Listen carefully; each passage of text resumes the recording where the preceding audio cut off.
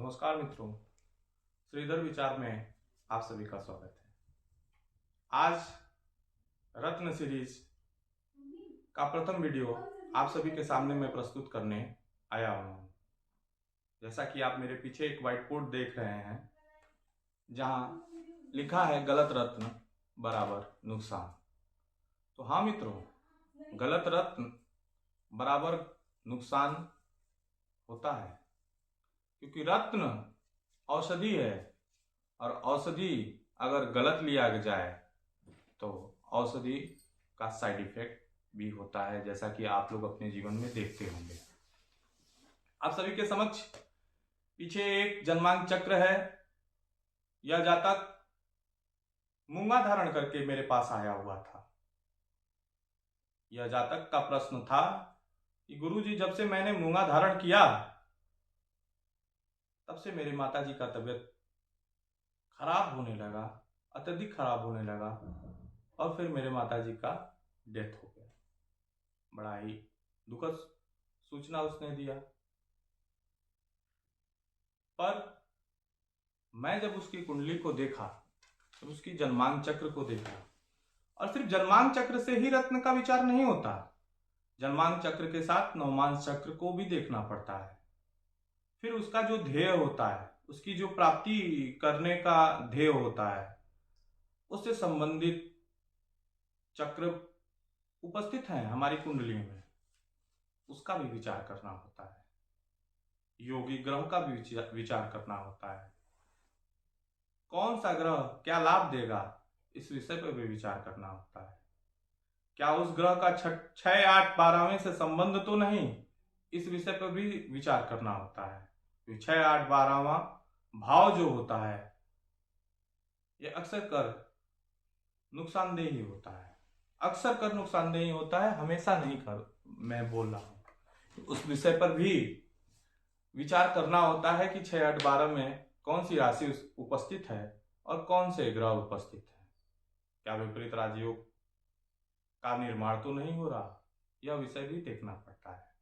नीच के ग्रहों का रत्न भी नहीं पहनना चाहिए, बचना चाहिए।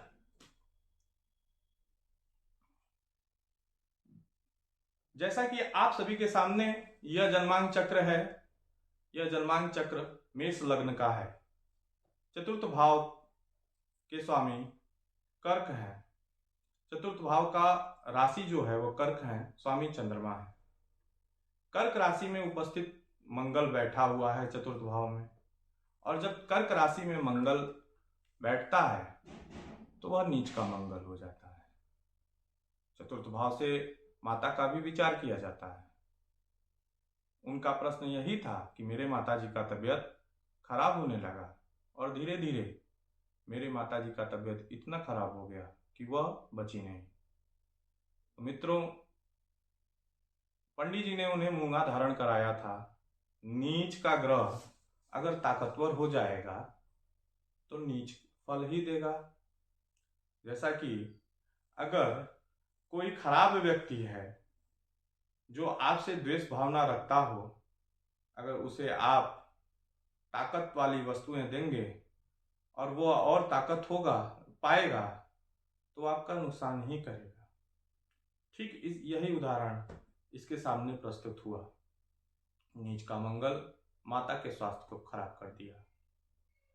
माता का स्वास्थ्य इतना खराब हुआ कि माता का डेथ हो गया।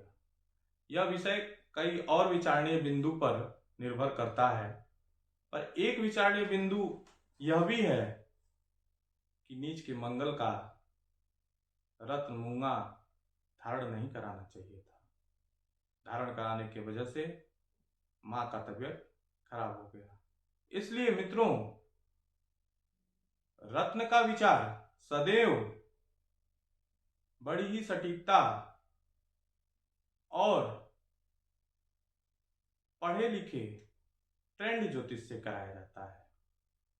आप सभी के सामने मैं इसी तरह का विषय 10 विषय रत्न पर रखूंगा, जिससे आप सभी को यह स्पष्ट हो जाएगा कि रत्न कौन सा धारण करें, रत्न के क्या लाभ हैं। जैसे रत्न के बहुत जीवन में लाभ है। किसी व्यक्ति का विवाह रुका हो, विलंब हो रहा हो, विचारणीय बिंदु यह भी होता है कि गुरु की अवस्था क्या है। क्या हम गुरु की अवस्था को ठीक कर सकते हैं? जी हाँ, गुरु की अवस्था को ठीक करने का उपाय रत्न है। अगर गुरु आपके लाभ देने के पक्ष में है मगर ताकतवर नहीं है तो रत्न पहनाकर गुरु से लाभ प्राप्त किया जा सकता है।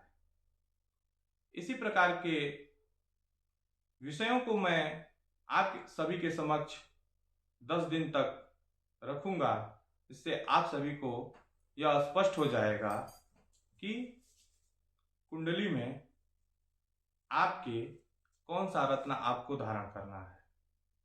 और आप इन सभी वीडियो को देखने और समझने के लिए YouTube से मेरे YouTube चैनल श्रीधर विचार से जुड़ें और लाइक करें, सब्सक्राइब करें। और इंस्टाग्राम हैंडल डिस्क्रिप्शन में होगा, इंस्टाग्राम हैंडल से, फेसबुक हैंडल से और मेरे संपर्क सूत्र नंबर से आप अपनी कुंडली का विश्लेषण कराना चाहते हैं, रत्न का चुनाव कराना चाहते हैं, अपने जीवन में आगे बढ़ना चाहते हैं तो संपर्क कर सकते हैं। धन्यवाद मित्रों।